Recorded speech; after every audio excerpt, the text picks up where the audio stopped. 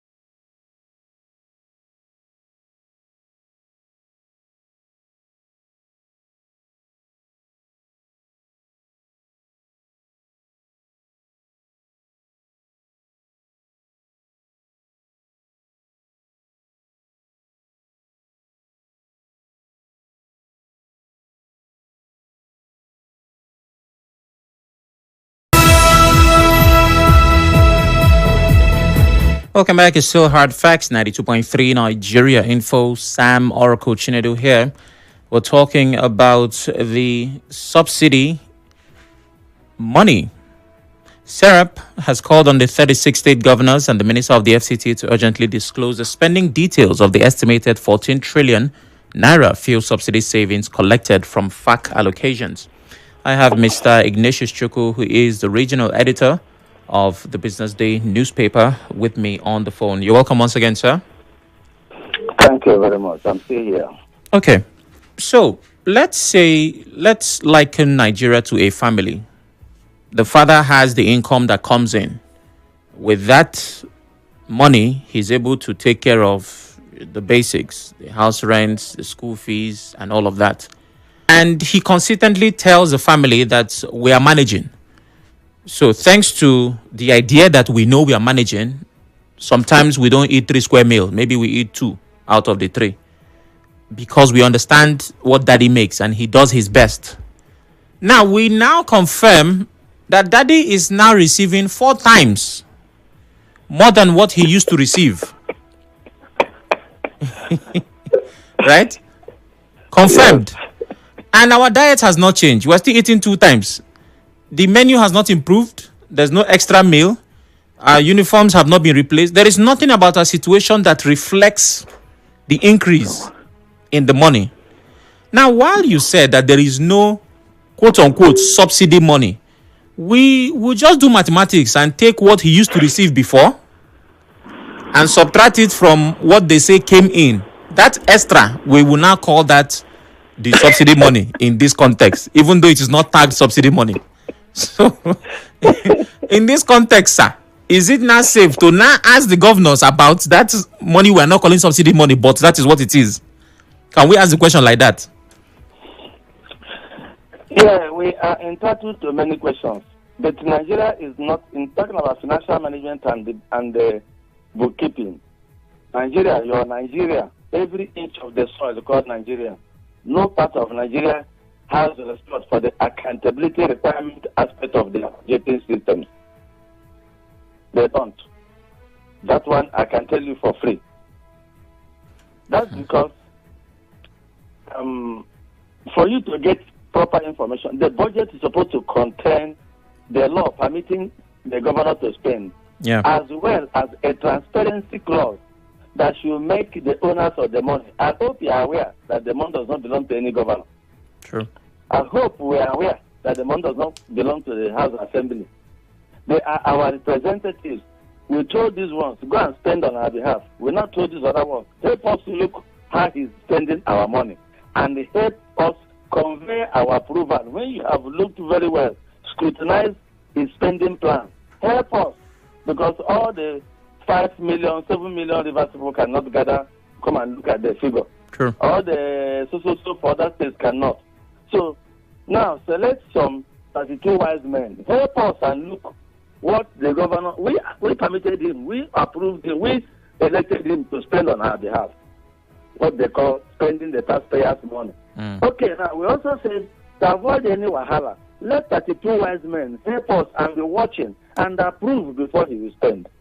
So those who drafted that arrangement think that they have taken care of both sides.